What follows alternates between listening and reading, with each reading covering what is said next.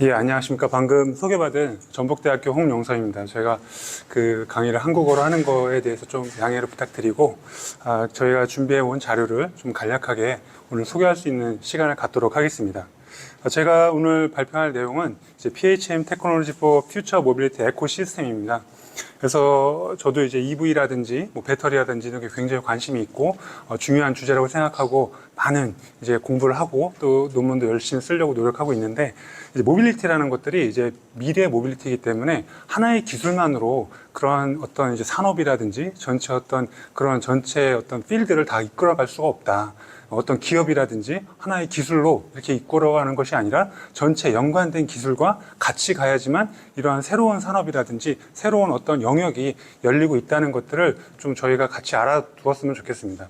어떻게 보면은 뭐 기존의 내연기관차라든지 뭐 기존의 뭐 비행기라든지 이런 것들은 각각의 개별 기술이라든지 테크놀로지가 그런 것들을 어떻게 보면 가장 중요하게 각광받을 수 있지만, 이것들은 아직 그 미래 모빌리티, 특히 전기차 기반의 어떤 생태계라든지 이러한 인프라들, 이런 것들은 아직 미비해 있는 것들이 많기 때문에 아직까지도 그 어떤 수용자라든지 사용자 또 일반 사람들한테 계속 평가를 받고 판단을 받는 단계다 라고 생각하면 될 것 같습니다. 그래서 이런 에코시스템을 위해서 제가 생각하는 부분들은 어떤 이제 뭐 배터리를 아주 고용량, 어떤 고성능의 배터리를 만드는 것도 중요하고, 모터도 굉장히 고성능, 고RPM, 고토크를 갖고 있는 것들도 중요하긴 하지만, 그런 것들이 같이 어우러져서 결과적으로는 사용자들한테 어떤 서비스라든지 이용의 편의성, 이런 것들을 제공해 줘야 된다는 거죠. 그것들을 위해서는 안정성이라든지 신뢰성, 또 편의성, 이런 것들을 반드시 고려해야 될 부분들이 있고, 그것들을 위한 어떤 기술들, 어떤 학문의 영역 중에 하나가 이제 PHM, 프로노스틱 헬스 매니지먼트다.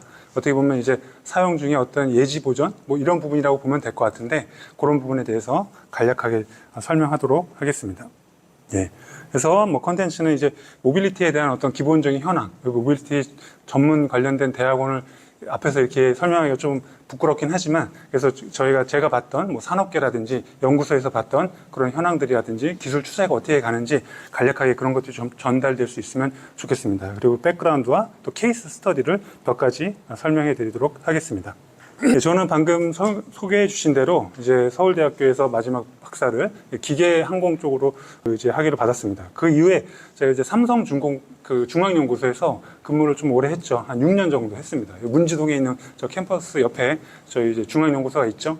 거기에 이제 수조 관련된 부분들도 있고, 선박에 대한 이제 뭐 스마트 선박이라든지 뭐 자율운항 선박, 뭐 자율 관리가 되는 그런 선박들에 대해서 이제 대형 디젤 엔진이라든지 보기류, 펌프 이런 거에 대한 진단, 이런 것들에 대한 이제 연구를 좀 했었습니다. 이제 거기도 마찬가지고 저희도 그 뭐 자동차 쪽도 마찬가지겠지만 비용 절감이 가장 큰 부분이거든요. 그래서 실제 태평양을 왔다 갔다 하는 그 대형 선박이라든지 LNG선, 뭐 해양 플랜트라든지 이런 데서 정말 사람 인건비 하나 줄이는 것이 굉장히 큰 부분이기 때문에 지금도 이미 거의 뭐 한 5명, 6명 정도 선장까지 포함해도 그 정도로 운영을 하고 있지만, 그런 이제 보기류라든지 어떤 뭐 기계류를 조금 더 절감하기 위해서 그런 관리라든지 좀 고도화된 또 지능화된 진단, 또 이제 모니터링 시스템들을 도입하려고 하고 있습니다. 그래서 이제 대형 선박만 하니까 좀 이제 재미가 없고 하는 사람들도 많이 없어서 좀 이제 외톨이로 있다가 이제 자동차 쪽에 좀 이제 전기차라든지 이런 쪽이 좀 핫하니까 주로 저는 이제 회전치에 대한 진단이라든지 이런 쪽을 했었는데, 그래서 이제 한국생산기술연구원에 넘어와가지고 거기가 마침 그때가 이제 제주도도 포함해가지고 이제 전기차가 엄청나게 보급되고, 마침 그때 또 니로라든지 코나 또 아이오닉 5를 통해가지고 국내 현대차에서도 이제 전기차에 대한 상용화가 굉장히 이제 폭발적으로 늘어나고 인식도 굉장히 좋아졌던 때였습니다. 그래서 그때 기반으로 이제 전기차에 대한 이제 공부라든지 또 연구라든지 이런 것도 같이 했었고, 특히 이제 배터리라든지 또 이제 그 당시에 이제 화재라든지 폭발은 아니고 열폭주긴 하지만 그런 것들과 이어져 있는 그런 이제 좀 어떤 이제 사회적인 분위기 때문에 그런 이제 사업들이라든지 연구를 많이 할 수 있는 기회가 됐습니다. 그 이후에 지금 25년도부터는 이제 전북대학교에서 그 관련된 유사한 연구들로 계속 이루어져 있고요. 그래서 그 뭐 연구원과 지금 대학교에서 이어져 가지고 이제 프로젝트와 관련된 뭐 논문이라든지 여러 가지 연구를 수행을 하고 있습니다.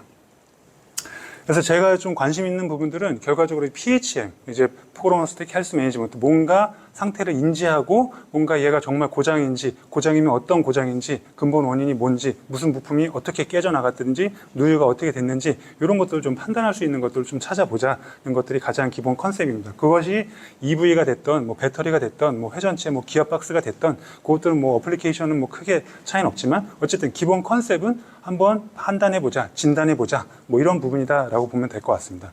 그래서 지금 이제 EV가 좀 대부분이기 때문에 EV 도메인에서는 결과적으로 가장 중요한 부분, 회전이 일어난다든지, 동력이라든지, 구동, 또 혹은 제동이라든지 이런 부분까지 일어나는 부분들이 결과적으로 뭐 기계적인 파손이라든지 뭐 배터리 같은 거는 화학적인 그런 이제 약간의 어떤 이상 징후들 이런 것들이 나타날 수 있기 때문에 그런 데에서 뭔가 센서 데이터를 기반으로 뭔가 어떤 이상을 감지한다든지 고장을 판단하는 그런 부분들이 저의 좀 관심사다라고 보면 될 것 같고요.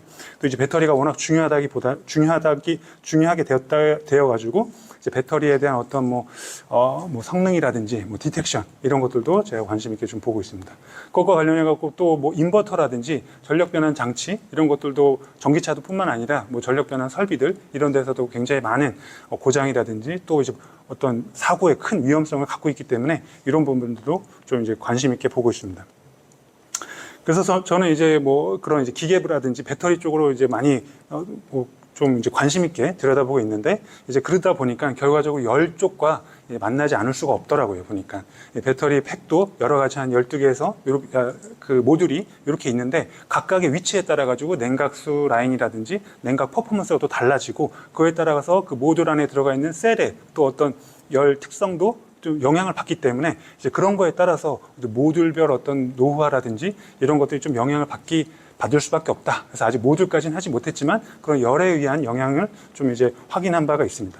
그래서 그거의 어떤 시스템적인 부분들도 관심을 갖고 있고 더 나아가서는 이제 재료적인 측면, 뭐 재료를 우리가 직접 파악하는 건 아니지만 근본적으로 정말 무슨 일이 일어나고 있는지 이런 것들을 파악하기 위해서 어떤 이제 캐소드라든지 에노드 쪽에 정말 셈 이미지를 통해 가지고 뭐 어떤 리튬 이온 플레이팅이라든지 그 박리 같은 것들이 어떻게 일어나갖고 화학 결합이라든지 어떤 그러한 이제 전기적인 특성들을 성능을 떨어뜨리는지 그런 것들을 같이 좀 판단해가지고 보고 있고 열폭주까지 아직 가지 못했지만 그런 것들도 어떤 이제 캐소드와 그 에노드 사이에 그 덴드라이트가 생겨가지고 갑작스럽게 열이 이런 그 집중되는 그런 부분들이 있기 때문에 결과적으로 이렇게 근본적인 원인까지 제시해 주어야지만 산업계라든지 실제 사람들이 쓸 수 있는 서비스로 가능하게 된다라는 것입니다. 그래서 그것과 이어져가지고 기계 시스템도 약간 그런 루트로 그런 이제 흐름으로 가고 있고요.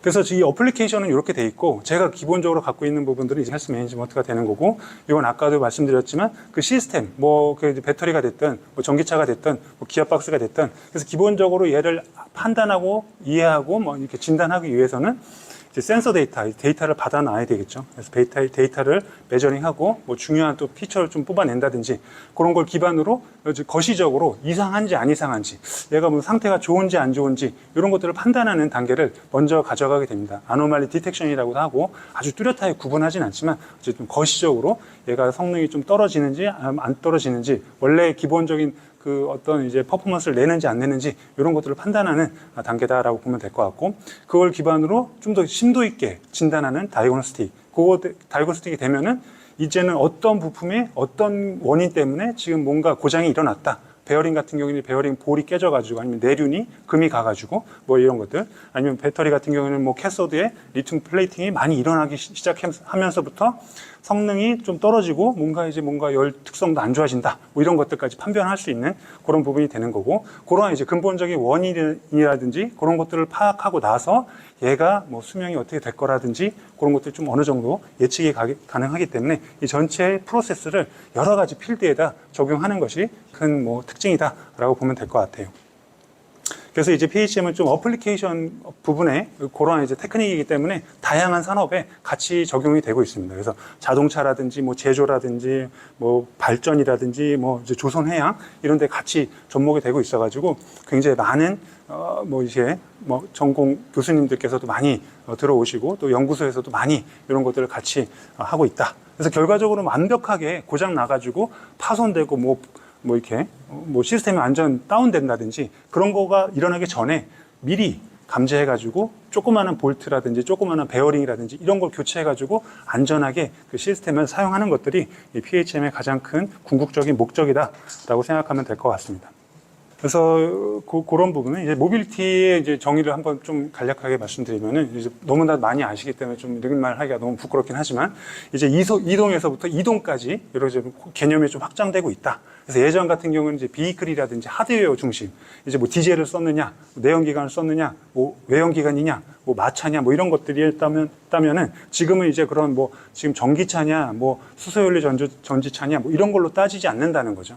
이제는 전체의 어떤 그 전체 이동하는 A 지점에서 B 지점까지 이동하는 모든 프로세스를 예약하고 뭐 프로세스를 뭐 시간 효율을 최적화시키면서 이런 것들을 루트를 엮어주고 그 간격 그 어떤 패스를 최소화시키는, 최적화시키는 그런 모든 행위들을 다 포함하고 있다. 그런 행위들을 또 구현하게 해주는 소프트웨어라든지 ICT 기술들 이런 것들이 다 포함되어 있다라고 보면 될 것 같습니다. 그래서 예전에는 어떻게 보면 자동차, 차 이런 개념이었다면은 이제는 전혀 다르게 이동이라는 약간 동사와 같은 역할로 좀 더 이제 확장되고 있다라고 보면 될 것 같습니다. 그래서 사용되는 여러 가지 하드웨어 그런 이제 그 디바이스들도 드론 아니고 하여튼 이제 PM이라든지 뭐 그 전기차라든지 뭐 이제 버스라든지 이런 것들 다 포함시키는 굉장히 큰 어떤 이제 시스템으로 들어가고 있다라고 보면 될 것 같습니다. 그래서 어떻게 보면은 이제 하드웨어가 이런 것들에 좀 가장 주도적인 그 리딩을 이끌고는 있지만 그 주위에 있는 소프트웨어라든지 인포메이션, 뭐 인프라 이런 부분들이 굉장히 강력하게 주도가 되고 있고 어떻게 보면 그 부분들이 좀 더 어떤 이제 결정권을 좀 갖고 있다. 테슬라의 자율주행 차처럼 지금 얼마 전에 들어보니까 모델 Y가 소렌토를 이제 넘어섰다고 하더라고요. 중대형 SUV 소렌토가 거의 뭐 1위를 엄청 오랫동안 했는데 어쨌든 그런 이제 기능들이라든지 퍼포먼스 또 이제 소프트웨어 기능들이 결과적으로 모든 것들을 좀 더 좌우하는 아주 강력한 키워드가 됐다라고 보면 될 것 같습니다. 그래서 이러한 뭐 특성들은 알겠는데 그럼 이런 변화는 왜 나오는 거냐 이런 것들을 봤었을 때 좀 역사적으로 한번 좀 보면은 좀 이제 재미가 있을 수 있습니다. 그래서 이제 어떤 뭐 바퀴의 발명이 6,000년 전에 이렇게 일어났고 엄청나게 오랫동안 이제 휠로 막 다니다가 그 3,600년 정도에 이제 그런 마차라든지 이런 것들이 발굴이 됐겠죠. 그 전에도 있었겠지만 그래서 그 마차로 이제 엄청나게 또 거의 한 5,000년 가까이 운행을 하다가 결과적으로 1804년에 이제 외연기관이 처음으로 발명이다 보다는 어쨌든 그때 아주 주도적으로 발명이 됐다라고 보면 될 것 같습니다. 그래서 퀴넬의 뭐 외연기관 해가지고 뭐 프랑스 이제 장교가 포를 끌고 가기 위해서 여러 가지 만들었지만 이제 어쨌든 이제 휴대용 차로는 좀 실패하긴 했지만 결과적으로 이것들이 이제 기차로 많이 돼갖고 엄청나게 이제 많이 깔리게 됐죠. 그 이후에 이제 1886년에 벤츠에서 내연기관이라는 이제 새로운 그런 장비를 자동차를 이제 출시하게 됩니다. 완성한 거죠. 상용화로. 그래서 오른쪽에 있는 IC 1886년에 3륜차로 해가지고 이제 엄청나게 이제 호평을 일어났겠죠. 그래서 어떻게 보면 그때의 어떤 센세이션한 그런 느낌들이 지금의 뭐 테슬라, 지금의 뭐 스페이스X 같은 그런 완벽한 그런 이제 비슷한 형태의 이펙트를 준 거다. 그래서 그 벤츠가 그냥 이제 사치품, 그냥 허울 뿐이 그런 것이 아니라 이런 기술력과 이런 혁신을 먼저 했던 기업이기 때문에 그러한 이제 누적된 어떤 역량들이 계속 쌓아왔기 때문에 사람들이 느끼는 그런 것들의 차이가 분명히 있다라는 것들을 우리는 좀 이해할 수가 있는 겁니다. 그 이후에 한 쭉 있다가 2015년도에 이제 테슬라가 이제 모델 X를 이제 상용화 돼가지고 이제 실제 우리들이 거기 뭐 사이트라든지 그 대리점에 가서 살 수 있는 그런 인프라를 이제 만들어낸 거죠. 실제 이게 해갖고 그때 이후로 이제 전기차가 이제 엄청나게 붐이 일고 이런 것들에 대한 이제 가능성을 이뤄갖고 뭐 현대차라든지 뭐 여러 가지 세계 기업들이 이제 전기차에 많이 뛰어들고 이제 국가들도 그때 막 2020년도, 2021년도에는 그 이제 뭐 내연기관차 제로 모든 걸 다 전기차로 한다 막 이렇게 해가지고 막 이렇게 정책적으로도 많이 반영이 됐다라고 보면 될 것 같습니다. 그러니까 역사적으로도 보면 뭐 이렇게 보면 어떻게 하나의 제품, 뭐 하나의 어떤 기업 이런 것들이 그런 테크닉을 리드한 것 같아 보이기도 하지만 결과적으로 그 뒤에는 뭐가 있느냐면 이제 주요 메인 소스가 있는 에너지원이 있는 겁니다. 에너지원을 뭐 이렇게 말이나 소로 할 것이냐, 아니면 석탄으로 할 것이냐, 아니면 석유로 할 것이냐, 아니면 이제 전기로 할 것이냐 다 이어지는 것들도 있긴 하겠지만 최종적으로 사용되는 에너지원들이 결과적으로 그 주도적인 어떤 하드웨어라든지 디바이스를 이제 결정하게 된다. 좀 그 주도권을 계속 이끌고 가게 된다라고 보면 될 것 같습니다. 그래서 지금 다시 뭐 전기차가 뭐 유럽에서는 뭐 좀 디젤로 다시 좀 돌아가는 부분들도 있고, 뭐 정책적 뭐 환경적 이런 판단에 의해서 좀 줄어들긴 하겠지만, 다시 역행해가지고 다시 뭐 오일로는 뭐 비중을 좀 어느 정도 맞춰가지고 가긴 하겠지만, 다시 역방향으로 100%로 가기는 어렵다. 그래서 이런 전기차로의 어떤 흐름은 이런 에너지원의 변화도 일맥상통하기 때문에 이러한 이제 어떤 개발이라든지 발전 가능성은 굉장히 크다라고 보면 될 것 같습니다. 그럼 이제 역사적으로는 그런데 실제적으로 이제 사람들은 어떻게 생각하느냐? 실제 뭐 기업이라든지 연구소라든지 자동차 관련된 연구에 최전선에 있는 분들한테 이제 2014년도부터 매년 지금까지 지금은 20년까지 좀 조사된 그 이제 수요 조사이긴 하지만 이제 키워드를 이제 계속 물어본 거죠. 그래서 보면 2015년도 전까지는 가장 중요하게 생각했던 것들이 뭐냐면 이제 노란색, 뭐 이제 주황색 같은 매뉴팩처링을 어떻게 이제 뭐 이제 규격화할 것이냐, IC를 어떻게 다운사이징 할 것이냐, 아니면 서유럽에서 매뉴팩처링을 어떻게 좀 이제 비싼 그런 인력들을 데리고 우리가 어떻게 할 수 있을까, 이런 걸 고민했다고 하면은 2015년도 이후에는 완벽하게 파란색과 이제 하늘색이 이제 점령하고 있죠. BEV, 커넥티비티, 디지털라이제이션, 결과적으로는 전기차, 일렉트리피케이션에 의해 가지고 발생되는 키워드들이 모든 것들을 잠식하고 있다라고 보면 될 것 같습니다. 그러니까 여기가 뭐 모든 것들을 대변하지는 않는다 하더라도 뭐 산업계, 뭐 연구, 뭐 학술계 이런 데에 어떤 그런 그 목소리를 대변하고 있는 거기 때문에 이분들이 이쪽 팀들이 결과적으로 그런 어떤 아이디어라든지 청사진을 계속 제시하고 그런 것들이 기술 개발이 주도할 거기 때문에 이런 전기차 관련된 연구라든지 어떤 산업 필드는 굉장히 이제 커져갈 수밖에 없다라고 좀 보면 될 것 같습니다.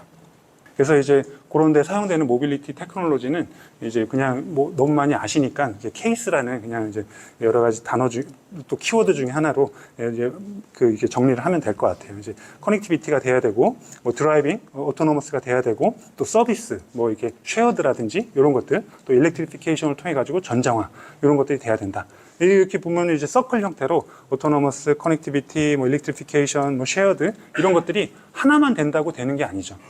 오토노머스가 지금까지 엄청 하려고 했지만 결과적으로 자율주행 그 전기차라든지 이런 어떤 인프라 이런 것들이 맞춰져야지만 이런 것들이 충분히 돼야지만 됐던 거고, 테슬라도 그런 많은 데이터를 커넥티비티 환경에서 다 끌고 왔기 때문에 그 데이터로 어떤 이제 자율주행에 굉장히 큰 강점을 가질 수 있었던 거고, 또 이제 뭐 어떤 모빌리티 서비스라든지 이런 것들이 같이 움직여야지만 이런 전체 어떤 뭐 퓨처 모빌리티라든지 뭐 EV 모빌리티 환경이라든지 이런 게 결과적으로 이제 같이 커가는 거다라고 보면 될 것 같습니다.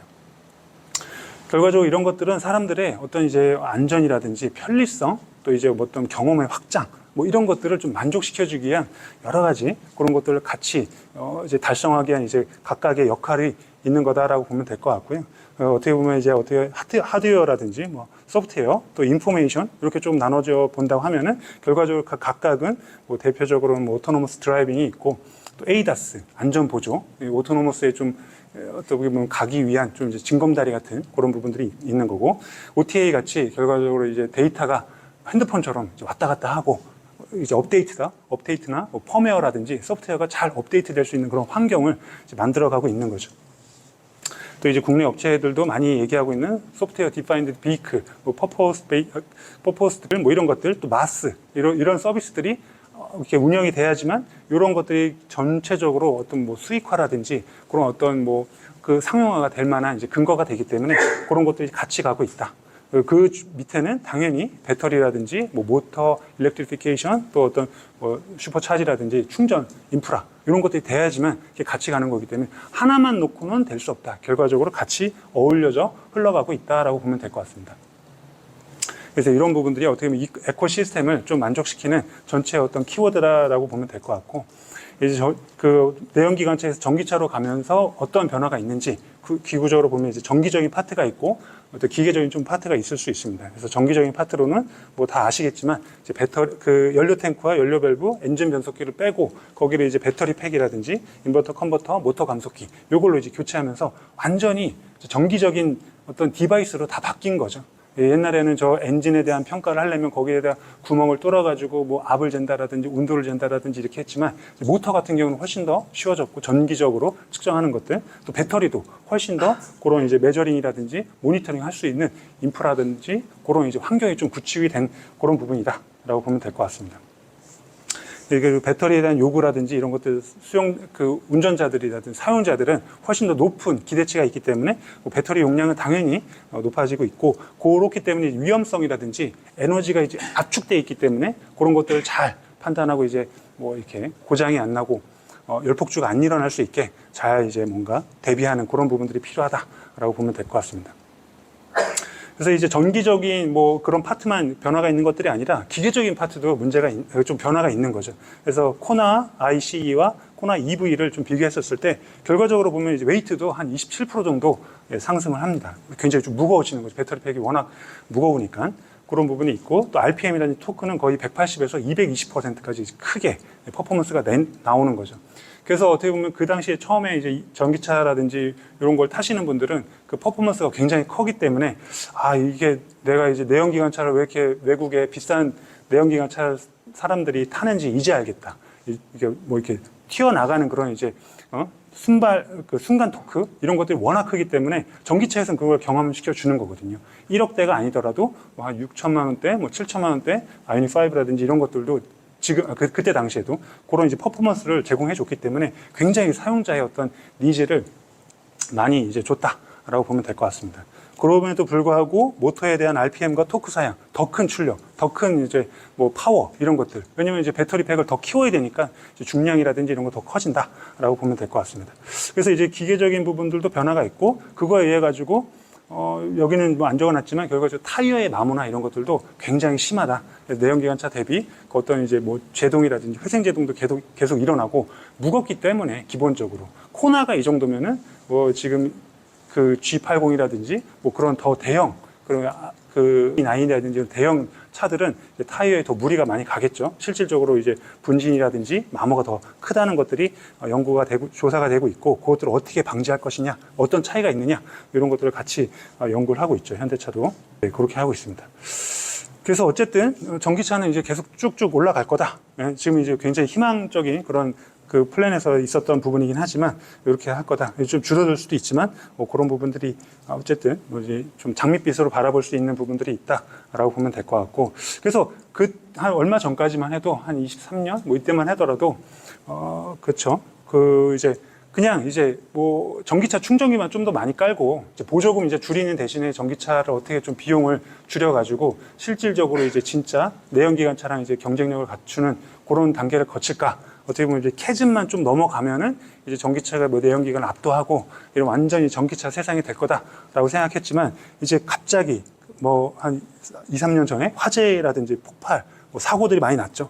아라셀 1차 전지, 뭐 2차 전지는 아니니까 좀 다르긴 하지만 어쨌든 많이 이제 그 인명이 좀 이제 사고가 나시고, 또 EV 차량 뭐 이렇게 도로에 부딪혔을 때 화재가 나가지고 이제 뭐 못 나오셔가지고 뭐 좀 이렇게 인명의 좀 그런 부분들도 있었고, 또 이제 인천의 아파트 단지에 거기서 밑에가 이제 다 타가지고 결과적으로 이제 굉장히 재산상의 손해가 많았던 그런 부분들이 있었다. 그래서 그때 당시가 참 캐즘에서 포비아로 넘어가서 그런 전기차에 대한 공포증들이 이제 많이 생겼던 시기였었습니다. 그때 당시에는 얼마 되지 않았지만 지하 주차장에 뭐 완충된 차량은 들어오지도 못하게 80%인지 뭐 확인하는 뭐 그런 부분들도 있었고, 충전기 자체에 거기서 80%밖에 충전 안 되게 뭐 이렇게 해야 된다 뭐 이런 얘기도 있었지만 기술적으로 이제 구현이 불가능하기 때문에 그런 엄청나게 이제 공포증이 있었다.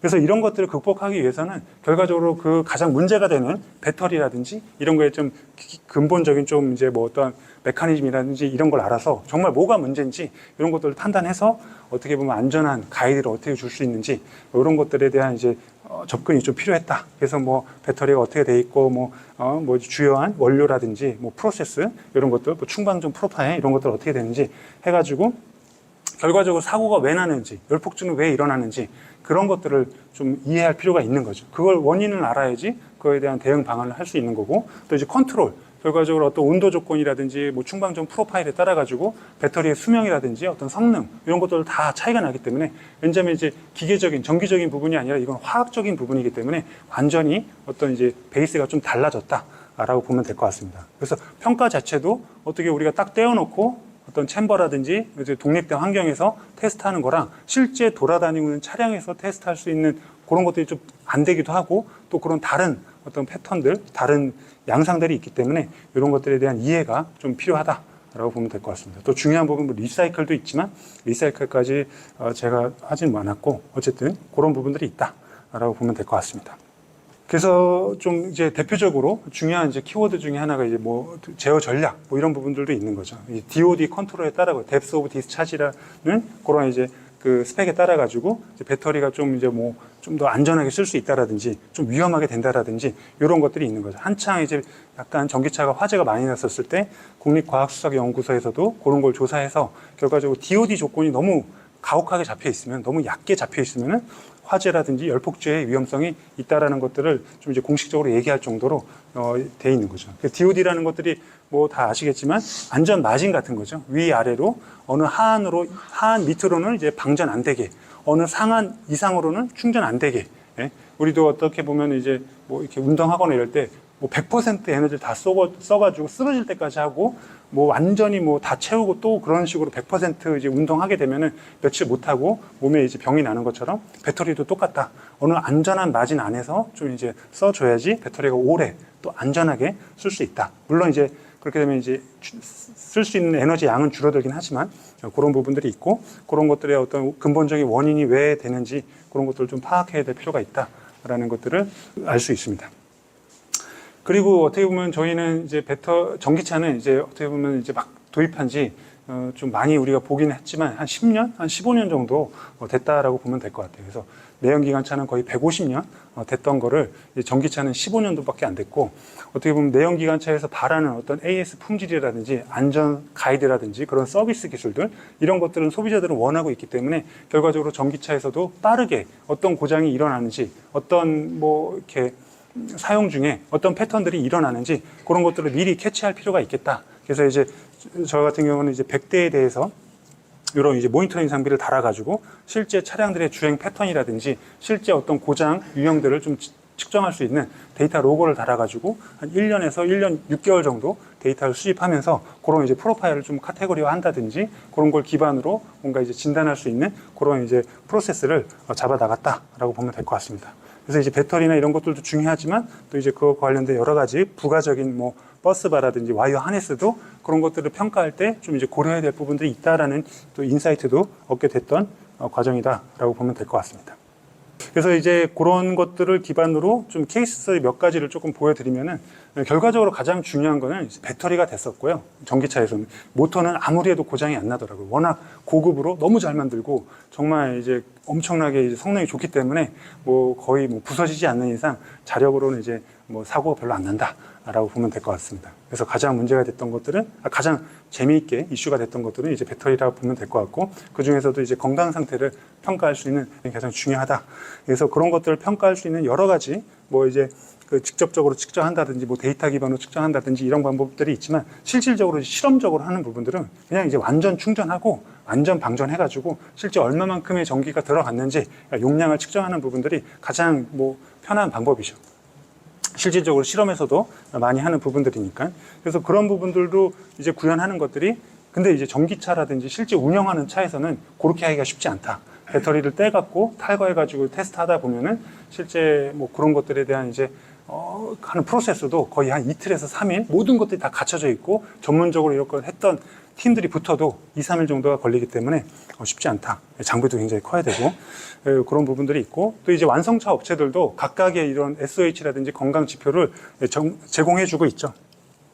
그래서 보시면은 이제 저희가 그 해당 차량 12만 정도 찬 차량에 대해서 저희가 이제 그 전담 진단기로 해갖고 찍어봤었을 때 SOH가 이제 12만을 탔음에도 불구하고 100%가 나오는 것들을 확인을 했습니다.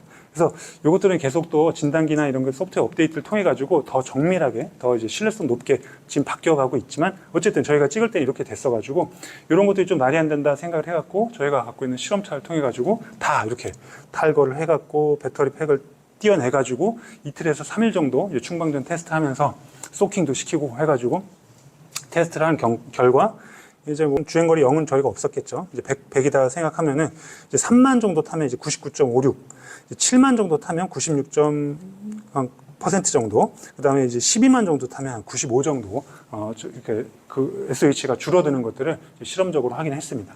그래서 이것들이 뭐 차량 한 대긴 하지만 결과적으로 이러한 어떤 경향성이 좀 보이는 것들이 우리의 직관과도 맞기 때문에 충분히 이런 정도까지는 판단할 수 있는 그런 이제 어떤 평가 기법들이 좀 필요하다. 그래서 계속 우리가 이제 이런 것들을 충방전할 수가 없으니까 좀 어떤 그런 이제 배터리의 어떤 고유한 물성치를 한번 이용해 보자는 것들이 저희가 좀 관심을 가졌고, 그 중에 하나가 뭐 인크리멘탈 캐패시티 커브를 통해 가지고 이런 것들을 판단해 보자. 충전할 때 그 커브가 나오고 방전할 때도 이렇게 나오기 때문에 그 이제 파란색이 충전할 때 커브가 이렇게 나오고 빨간색이 이제 그 방전할 때 나오는 DV분의 DQ 그런 것들을 이용해 가지고 우리가 방전할 때는 이제 일정한 프로파일로 하기 어려우니까 충전할 때 데이터로만 이렇게 보는 것들로 좀 생각을 했습니다. 결과적으로 이런 것들은 이제 또 화학적인 물성치이기 때문에 이러한 피크들이 결과적으로 그냥 임의로 만들어지는 것이 아니라 또 어떤 상황이라든지 어떤 좀 프로파일에 크게 영향을 받지 않고 결과적으로 어떤 리튬이온에 삽입되는 양이라든지 상전이가 발생되는 어떤 그 볼테이지 구간 이런 것들과 연관이 되어 있습니다. 이제 그런 것들이 좀 이제 노후화가 된다라든지 뭐 캐소드라든지 이런 게 좀 지저분해지고 뭐 리튬이 뭐 좀 이제 그 플레이팅이 좀 많이 된다고 하면은 그런 것들이 점점 어떤 앰플리튜드 그 크기 값이 좀 줄어든다든지 그 피크가 일어나는 어떤 볼테이지 영역이 좀 바뀐다든지 이런 것들이 있기 때문에 이런 걸 기반으로 뭔가 이제 판단할 수 있는 근거가 되겠다라고 생각을 했습니다. 그래서 이런 것들도 한번 근본적인 원인에 같이 포함해서 보는 부분들이고, 이제 가장 첫 번째로는 이제 배터리 어떤 팩, 거시적으로 배터리가 이상한지 안 이상한지, 배터리의 팩이니까, 이제 팩 시스템이니까 뭐 여러 가지 덕지덕지 붙어 있으니까 그런 것들을 우리가 다 한꺼번에 뭐 바로 뭐 진단한다던가 뭔가 이제 판단하기 어려우니까 이상한지 안 이상한지 거시적인 부분으로 배터리가 이상한지, 배터리와 연결된 와이어 하네스가 이상한지, 배터리가 연결된 버스바가 이상한지 그렇게 좀 거시적으로 판단하는 그러한 시스템을 좀 이제 실질적으로 테스트도 하고 그걸 좀 소형으로 모형으로 이렇게 조금 아주 좀 이제 조잡하긴 하지만 이렇게 만들어가고 한 테스트를 해봤다라고 보면 될 것 같습니다. 실질적으로 배터리 팩 시스템은 이런 이제 어떤 구리 버스바라든지 와이어 하네스도 굉장히 좀 많이 사용하고 있기 때문에 그 부분의 노후화라든지 또 버스바의 노후화, 또 배터리 팩 자체의 노후화도 결과적으로 어떻게 되느냐, 저항의 이제 증가를 불러일으키기 때문에 그것들의 저항이 커지는지 작아지진 않겠죠. 얼만큼 커지느냐에 따라 가지고 그 부분, 그 어떤 부품에 이상한지 안 이상한지 정도는 이제 판단할 수 있다라는 것들이 기본 컨셉이다라고 보면 될 것 같습니다. 그래서 이제 어떤 커렌트를 이제 순차적으로 주는 거에 따라 가지고 정상 상태일 때는 큰 차이 없이 나가지만 와이어 하네스일 때는 이렇게 기울기가 바뀌면서 좀 뭔가 그 와이어 하네스에 관련된 부분의 저항 부분이 뭔가 이렇게 좀 바뀌는 그런 부분들, 이제 버스바 같은 경우도 좀 이제 바뀌는 부분, 단일셀 고장에 이제 뭔가 이제 큰 저항을, 뭐 큰 저항은 아니지만 그런 저항에 의해 가지고 이렇게 아예 좀 그 기울기나 이런 것들이 바뀌는 것들을 확인했기 때문에 이런 이제 어떤 그 BIS 그 배터리 인터 커넥션 시스템의 그런 이제 저항의 값에 의해 가지고 그런 이제 이상한지 안 이상한지 그런 경향 정도는 이제 파악할 수 있겠다라는 것들을 저희가 이제 이해했다라고 보면 될 것 같습니다. 그래가지고 이런 프로세스를 기본적으로 아까는 이제 조그마한 시뮬레이터로 한 거고 실제 데이터, 실제 전기차 데이터에서 불러와가지고 그런 이제 BIS 정보와 주행 거리에 따라가지고 그런 것들이 어떤 연관성을 있는지 파악을 한 거죠. 그래서 전체적으로 이런 프로세스를 따라가지고 뭐 전처리를 이제 수행을 했고, 그 다음에 6대에 대해서 이제 주행 거리별로 뭐 BIS 저항, 이제 인터커넥션 부분에 어떤 저항들이 어떻게 되는지 이런 것들을 좀 판단했습니다. 그래서 보면은 이제 15,000일 때도 그 15,000, 뭐 65,000, 15,000 뭐 이렇게 주행 거리에 따라 가지고 저항이 그렇게 막 엄청나게 바뀌진 않는데 뭐 10,000km 탔는데 한 12.9 뭐 이렇게 12,000 탔는데 뭐 이렇게 엄청나게 떨어지는 그런 부분들이 있습니다. 그래서 그런 차량들은 뭔가 문제가 있다, 이렇게 판단했고, 요것들의 차량에 뭐 BIS가 문제가 있는 것들을 확인했고, 거기서 이제 모터의 어떤 효율이라든지 이런 것들도 봤었을 때 그 해당 차량 5번과 6번 차량이 어떤 모터 효율이라든지 어떤 이런 것들이 전반적으로 떨어져 있는 것들을 데이터를 기반으로 판단을 하는 그런 것들을 좀 알 수 있었다라는 것들을 확인을 했습니다. 네, 그렇게 이제 전체 거시적인 시스템에서 한번 바라봤었고, 그 다음으로 이제 배터리 셀 단위로 한번 좀 들어가 봤죠. 사이클로 통해 가지고 데이터를 테스트했던 거고, 이제 온도에 따라 가지고 어떤 영향이 있을까?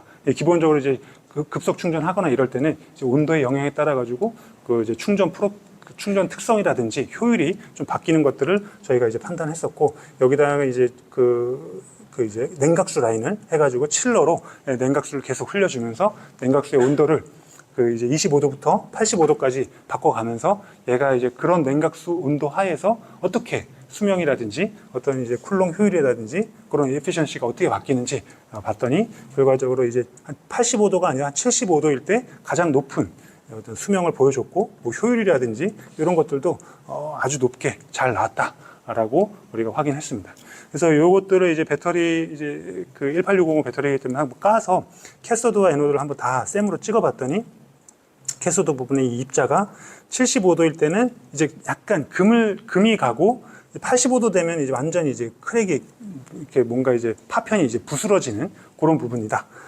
완전히 온도를 관리하지 않은 것들은 이제 그런 입자들이 아주 잘 뭉쳐져 있었던 거고, 결과적으로 75도가 이 80까지 갈 때 가장 효율적으로 다 뽑아 먹을 수 있는 그런 것들, 뽑아 먹을 수 있는 건 다 뽑아 먹은 그런 이제 어떤 그 칠러 온도 조건이다, 어떤 제어 전략 조건이었다라고 저희는 이제 봤습니다. 그래서 보면은 그 어떤 리튬 플레이팅도 75도의 그 냉각수를 흘리는 라인에서 가장 적은 그 이제 현상이 발생됐고, 25도일 때 뭐 가장 차갑게 이제 충전했었을 때 뭐 그런 것들이 가장 효율이 안 좋았다.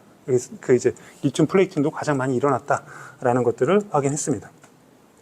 그래서 이제 열 관리 안 하는 것보다는 열 관리를 하는 것들이 75도로 했었을 때 한 에너지 효율, 뽑아낼 수 있는 그런 효율이 한 166%까지 증가했다는 것들을 우리가 이제 확인을 했습니다. 예. 그런 부분들이 있고, 또 이제 DOD도 결과적으로 아까도 국립과학수사연구원에서도 DOD 전략에 따라 가지고 이제 화재라든지 어떤 성능이라든지 이런 게 영향이 있다고 얘기했기 때문에 저희는 이제 DOD 전략에 따라 가지고 한번 또 실험적으로 접근을 해봤습니다. 그래서 이제 DOD를 100% 완전 충전, 완전 방전, 화학적, 뭐 정기적으로 쓸 수 있는 거 다 쓰고 뭐 채울 수 있는 거 다 채우는 형태로 테스트를 하고 점점 이제 완화시켜 가면서 60까지 위아래도 20씩 남겨놓는 거죠. 완전 마진을. 그랬더니 이제 수명이 80% SOH 80% 떨어질 때까지 DOD 60일 때가 가장 뭐 당연하게 너무나도 이제 당연히 나와야 되는 그런 결과가 나왔다고 볼 수 있습니다. 그렇게 되어 있는 거고, 걔도 보면은 뭐 세미 이미지를 이렇게 보면은 80일 때 DOD가 60일 때 파티클이 아주 쌩쌩하게 더 갈 수 있는 뭐 그런 거의 뭐 좀 효율적으로 사용하진 않은 그런 부분들이 되는 거죠. 그거에 따라 가지고 뭐 에너지 효율이라든지 뭐 이피션시 이런 것들도 그 이제 60으로 썼을 때가 뭐 가장 좋았다, 뭐 이렇게 쭉 올라가는 것들을 확인할 수 있었고, 근데 이제 60으로 쓰면은 뭐 에너지 효율이 너무 떨어지고, 그러면 이제 뭐 40으로 쓰고 뭐 20으로 쓰면 되는 거니까 더 늘리려면. 근데 그렇게 하면 이제 효율적이지 않고 주행거리가 이제 짧아질 수밖에 없기 때문에 약간 이제 전략을 해서 좀 SOH 100에서부터 90 구간에서는 이 DOD 70으로 하고, 이제 90에서부터 80 구간은 이제 60으로 조금 이제 차이를 줘가지고 돌려봤더니 결과적으로 더 에너지 효율이 좀 더 좋아졌다. DOD 60으로 풀로 이렇게 계속 전략을 바꾸지 않고 쓴 것보다는 조금 이제 가변적으로 쓴 것들이 조금 더 에너지 효율을, 왜냐면 이제 사이클도 좀 더 돌릴 수 있고 한 사이클당 사용할 수 있는 에너지 양도 낼 수 있는 에너지 양도 더 증가했기 때문에 이러한 이제 좀 효율적으로 쓸 수 있는 방안을 제시할 수 있겠다라는 것들을 저희가 확인을 했습니다. 그런 부분들이 있고, 또 이제 충전기도 저희가 좀 관심 있게, 제주도가 워낙 그때 당시에는 충전기들도 많이 보급이 돼 있고, 또 이제 못 쓰는 충전기들, 이제 관리가 안 된 충전기들은 이제 다 뭐 유지 보수 같은 거 안 하니까 뭐 다 이제 꼽으면은 다 이제 고장 나 있고 뭐 이런 것들이 많아서 민원이 좀 많았었는데, 결과적으로 이런 뭐 측정하는 장비들, 뭐 검사하는 장비들은 있습니다. 그래서 전기차와 충전기 사이에 이런 이제 디바이스를 꼽고 실제 급속 충전을 시키면서 얘가 뭐 충전기가 될 수 있는 뭐 50kW든 뭐 40kW든 그게 정확하게 차로 들어가는지 뭐 이런 것들을 검사하는 장비들이 있지만, 그 이제 충전기 사이트만 해더라도 뭐 한 제주도에만 뭐 1000개 뭐 이 정도가 뭐 엄청나게 많기 때문에 이런 것들을 다 할 수가 없다. 또 이런 것들을 미리 감지할 수도 없기 때문에 결과적으로 사용자들이 고장났다고 신고를 해야지만 이제 알 수 있는 거죠. 그래가지고 가장 중요한 것도 결과적으로 이제 급속 충전기 뒷부분을 까보면은 이제 파워 모듈이 이렇게 다 있는 거죠. 파워 모듈에 이제 뭐 좀 데이터를 수집할 수 있는 그런 장비들 달아가지고 이제 건강할 때 뭐 파워 모듈이 크게 문제 없을 때 정상적인 파워 모듈의 패턴이라든지 좀 오래되고 좀 문제가 있다고 판단되는 거 이제 좀 많이 수리하셨던 분들의 의견을 받아가지고 그런 이제 프로파일을 따져가지고 그 프로파일의 차이에 그래서 가장 극명하게 나타나는 그런 어떤 뭐 인자들, PC라는 인자로 해가지고 저희가 이제 그런 것들을 좀 판단하게 할 수 있는 좀 제시를 했다. 어떤 기준을 좀 제시했다라고 보면 될 것 같습니다. 그래서 이런 것들도 전체 프로파일 보지 않고 좀 초기 한 10분 정도 데이터만 봐도 이 파워 모듈이 좀 이상한지 안 이상한지 이런 것들을 좀 간이적으로 제시할 수 있는 그런 프로세스도 한번 이제 검토를 이제 제안을 했다라고 보면 될 것 같습니다. 예, 그 다음으로는 이제 이제 기계적인 부분, 그런 부분이죠. 이거는 실제적으로 이제 전기차 부분은 아니고, 이제 그 선박에 뭐 이제 대형, 이제 송풍기 같은 에어 핸들링 유닛이라고 AH라고 하는 건데, 여기 이제 바람 기비가 있고, 여기서 이제 송풍이 쭉 나가는 거죠. 그래서 이제 뭐, 객실이라든지 이런 데 그 모든 곳에 이제 공기를 제공하는 건데, 여기에 이제 베어링이 달려 있는 거고, 이 베어링은 이제 모터에서 풀리로 연결돼 갖고 이제 회전이 들어간다. 엄청나게 이 앞에 가면 이제 사람이 서 있기 좀 힘들 정도로 엄청나게 이제 바람을 세게 불기 때문에 베어링이라든지 이런 것들 고장 나게 되면은, 고장도 많이 나고, 그렇게 되면 이제 망망대해에서 이런 것들 고칠 수가 없기 때문에 그런 것들 미리 감지하는 것들이 좀 필요하다. 그래서 정상적인 베어링과 조금 고장난, 외륜이 조금 고장난 베어링, 또 외륜이 크게 고장난 베어링들을 어떻게 판단하느냐, 이런 것들을 보는 거죠.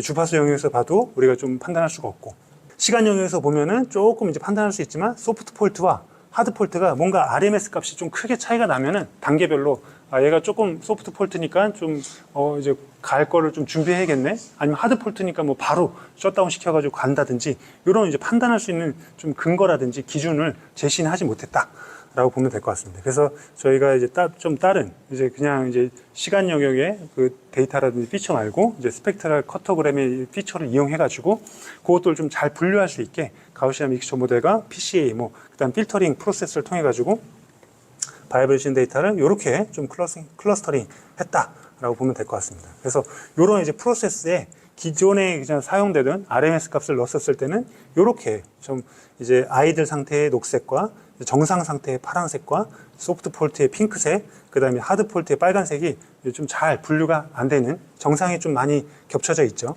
이런 것들을 좀 이제 분류를 잘 해갖고 각각의 영역이 완벽하게 분류될 수 있도록 저희가 좀 그런 작업을 했다라고 보면 될 것 같습니다. 그래서 그런 것들이 뭐 2차원적으로 어떤 이렇게 거리적인 측면을 통해 가지고 했었을 때, 결과적으로는 필터링을 해도 이제 RMS 값은 잘 안 된다. 정상 소프트 폴트, 하드 폴트가 서로 영역을 침범하는, 2차원적으로 봤었을 때도 그런 부분들이 있는데, 어떤 이제 피처를 좀 잘 선택하면은, 스펙트럴 커터그램이라든지 이런 거 하면은 각각의 영역이 완벽하게 분류돼 가지고 그 그룹 3이 그룹 4를 침범하지 않고 이런 것들을 우리가 잘 판단할 수 있겠다. 그래서 이런 인자 선정에 따라 가지고 이제 기존에 어떤 뭐 90% 진단됐던 그 RNS 기반으로 그런 것들이 이제 뭐 98%까지 진단이 된다라는 것들을 이제 확인했습니다. 그 다음 것도 이제 베어링이어가지고 이런 부분들, 결과적으로 여기는 이제 좀 이제 디스크리트한 실험인 거죠. 한번 정상적인 거 테스트 해보고, 그 다음에 이제 소프트한 거 한번 테스트 해보고, 그 다음에 하드한 거 테스트 해본 건데, 요거는 이제 실질적으로 이제 나사 베어링 센터에서 주는 연속적인 가속 수명 테스트 데이터를 저희가 받아가지고 누구나 쓸 수 있는 거니까 그렇게 테스트를 했었습니다. 그래서 보면은 이제 RMS로 보게 되면은 한 700번째 데이터를 측정했었던 그때쯤에 이제 엄청나게 이제 RMS가 좀 출렁출렁거리고 이제 점프하게 되는 거죠. 그럼 그때 이제 어떤 뭐 시비어 폴트라든지 그게 이제 발생했다라고 이제 인지할 수 있는 건데, 요거는 이제 좀 늦다는 거죠.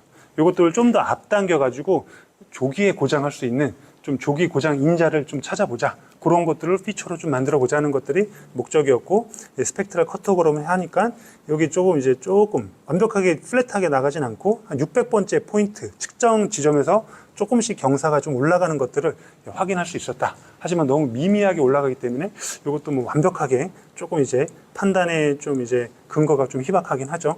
그래서 SAK, 서브밴드 에버리지 커터그램 이런 걸 통해 가지고 좀 더 그런 인자를 좀 더 미리 더 조기에 진단할 수 있게 한 527번째 데이터 측정 포인트 때 얘가 드라마틱하게 올라가는 것들을 이제 확인할 수 있었다. 그래서 이런 핑크색 조기에 고장을 감지할 수 있는 그 영역이 길어지면 길어질수록 미리 시비어한 폴트가 나서 시스템이 막 덜그럭거리고 파손되기 전에 그런 것들을 베어링만 갈면은 되는 거니까 그런 작업들을 해줄 수 있는 그런 이제 어떤 정보를 줄 수 있다. 그래서 기존보다 이제 SAK는 한 25% 빨리 진단해 주는 거고, 어떤 SK보다 SAK가 좀 더 이제 12% 정도 더 빨리 진단해 준다. 그래서 빨리 알아야지 또 상태도 정확하게 알아야지 얘를 어떻게 할지 그 O&M이라든지 어떤 리페어 플랜을 세울 수가 있기 때문에 이런 것들로 활용이 됐다라고 보면 될 것 같습니다. 그래서 좀 이제 좀 두서없이 좀 그런 부분 얘기하긴 했지만 결과적으로 이제 제가 관심 있는 것들은 이제 전기차라든지 뭐 배터리라든지 뭐 기계 시스템까지 포함해가지고 이제 부품 단위에서 어떤 고장이라든지 이런 것들이 나는지 또 이제 성능이라든지 어떤 퍼포먼스가 어떻게 평가할 수 있는지 이런 것들을 좀 보는 부분들로 이제 관심을 갖고 있고 이제 시스템적으로는 그게 합쳐졌을 때 배터리도 배터리팩 시스템으로 됐을 때 뭐 이제 뭐 기어 시스템이나 이런 것들도 뭐 파워트레인으로 연결됐었을 때 그 복잡한 뭐 노이즈라든지 뭐 환경 뭐 그 요인들 이런 것들을 극복하고 어떻게 이제 진단할 수 있는가 이런 것들 좀 깊이 있게 진단하는 것들을 좀 목적으로 하고 있고 또 이제 나가서는 이제 어떻게 보면은 이제 그런 이제 전기차라든지 뭐 선박도 마찬가지겠죠. 모든 뭐 디바이스들이 마찬가지겠지만 대규모로 운영되는 것들이 많이 있거든요. 그래서 전기차도 하나의 증상이라든지 하나의 뭐 고장 진단 기법들이 한 차에만 쓰이는 것들이 아니라 다른 차에 같이 이제 뭐 연합해서 쓰일 수 있다. 뭐 이런 것들로 해갖고 한 차량의 고장 그 어떤 정보를 기반으로 다른 차량들도 할 수 있고 동일한 차량이 아니라 동일한 차종이 아니라 다른 차종에도 접목할 수 있는 그런 것들을 조금 열심히 이제 연합학습이라든지 뭐 여러 가지 좀 공부하면서 하고는 있는데 어쨌든 그런 형태로 좀 이제 플랜을 잡아가고 있다라고 보면 될 것 같습니다. 그래서 어쨌든 이런 것들이 되면은 뭐 전기차뿐만 아니라 아주 진행화된 그래서 지금 가장 핫한 게 어떻게 보면 자율주행이고 그런 부분들인데 자율주행은 이제 너무나도 당연하고 그런 부분이긴 하지만 자율주행이 되면 이제 운전자가 없는 거잖아요. 예. 하지만 그럼 운전자가 없으면은 차량은 누가 관리하냐 이거죠. 그러니까 주인이 없어진다는 게 아니라 운전할 때 어떤 그런 뭐 핸들이라든지 뭐 브레이킹의 어떤 성능이라든지 그 느낌 또 이제 어떤 뭐 소리라든지 이런 걸 관심 있게 들을 만한 사람이 이제 없어진다는 거죠. 운전자가 내가 운전하는 건 아니니까 소유자가 보는 거랑 또 운전하는 사람이 보는 거는 다르다라고 보면 될 것 같고 예전에 이제 기계 시스템, 내연기관차는 우리가 느낄 수 있는 여지가 많았다. 뭐 진동, 소음, 열, 또 이제 그 조향했었을 때 그런 감, 사람들이 느낄 수 있는 부분들이 있는데 아예 이제 운전 안 하니까 느낄 수가 없고 또 이제 그 부품들도 그런 이제 기계 시스템 뭐 그런 부분에서 이제 전장화, 모터로 가니까 우리가 들을 수가 없는 거예요. 만질 수도 없고 만지면 이제 감전되니까 또 화학적인 부분이니까 우리가 볼 수도 없는 거죠. 이제 그런 것들을 위해서는 그런 것들을 위한 또 어떤 뭐 센싱 시스템이라든지 그 어떤 체계가 필요하다. 그래야지만 지금의 어떤 내연기관에서 제공해주는 AAS라든지 뭐 편의성이라든지 그런 이제 그런 것들을 만족시킬 수 있기 때문에 그런 것들이 좀 들어가야 된다라고 생각을 하고 좀 열심히 하려고 노력을 하고 있습니다. 아무튼 이렇게 저희가 좀 준비한 자료를 마치도록 하겠습니다. 좀 긴 시간이었는데 감사합니다. 들어주셔서. 예.